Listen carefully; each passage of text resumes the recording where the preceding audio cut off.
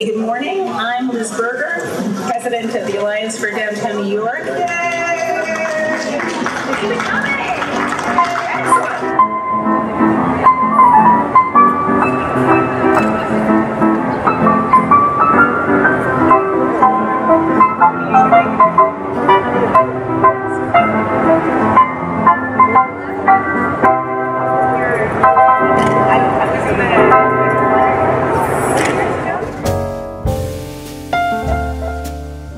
I met Liz on the first day of school of our senior year at Classical High School, and I'm thinking that it was 1977.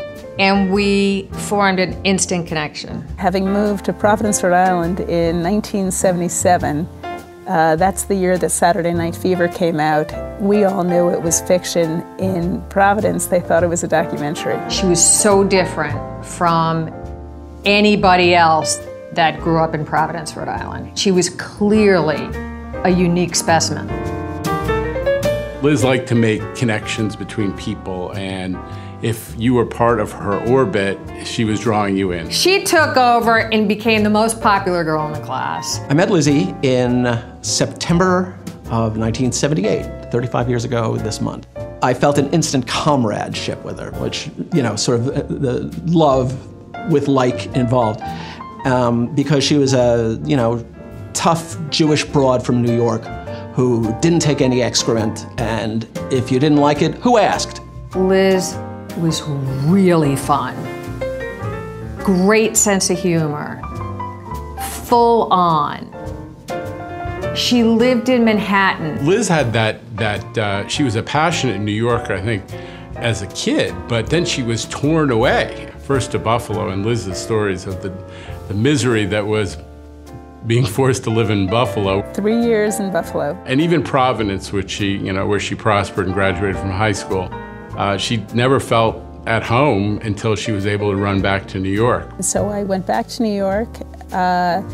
Friday, I left the mayor's office in Providence, where I had been working for the summer. Monday, I started with Ed Koch. She was just beloved in City Hall, who was someone who was passionate about the Koch administration, what it was trying to accomplish, because it was in the time when we all didn't believe that New York was destined to be the capital of the world forever. I live in Lower Manhattan, a block from the World Trade Center. I was outside the schoolyard on 9/11 and saw the first plane before it hit. My husband was home with my 2-year-old. And watched as the remains from the 86th floor fell on our balcony. And it set off a chain of events that day and going forward that really changed my life and ultimately brought me to the Alliance. I was on the search committee that was charged with finding the new head of the Downtown Alliance, whatever it was, 7 years ago. And Lizzie was a member of the board. She was a colleague of ours on the board in representing the community. There were people who were being advanced by those in, you know, political office as well. And here was a colleague of ours who we loved, but, you know, didn't necessarily have a sponsor, and we didn't want to hurt her feelings. And she walked into the interview and she took the job away from every candidate in the interview, and it was sort of the maximum Lizzie. You know, the bracelets were jangling and her hands are going and she's talking a mile a minute. And I don't remember what she said, but I remember thinking that this is the only person who has the passion for this mission to really, really head it out of the park. Lizzie had a signature gesture, which involved squinting and holding her palm up thus, and usually creating a force field with the words, "No, you don't understand." What I remember about the first time I met Liz was knowing we had a new president who knew Lower Manhattan better than any of us could. We have the biggest buildings on the smallest streets. We're really a little village that is internationally recognized. More of the icons of New York are in Lower Manhattan, our downtown, than anywhere else. It's the Statue of Liberty. It's what will become of the Trade Center. It's the Stock Exchange.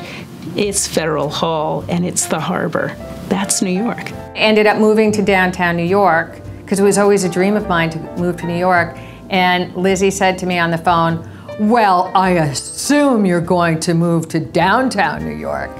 I wouldn't have it any other way, Lizzie. What always struck me about Liz was her photographic memory. She went through numbers that, 0.77% that I had given her 6 months ago. 12 subway lines, 30 bus lines, the path to New Jersey, 6 ferry terminals, a heliport. You can get there from here. She was non-judgmental, intensely loyal, steadfast, smart, so smart, always won the debate. Lizzie made you think. And I remember very much going over to Liz and Freddie's for brunch, and we stood on their balcony, which had a view of the World Trade Center site, sideways, but a view nevertheless. And she said, "Would you please get going, blocking my view. I've got this view of the river. It was not meant to be this way. Would you please get going?" Liz mentored me more than, I'd say more so personally than professionally. And, she really pushed me, and is still pushing me, to get out, see and experience the world. How does your friendship evolve? Something starts and then continues, and then all of a sudden there you have your best friend. If there was one thing that Liz did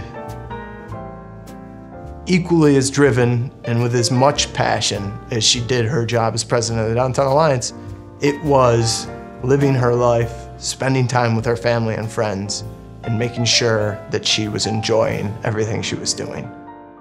I miss her so. I miss her so much.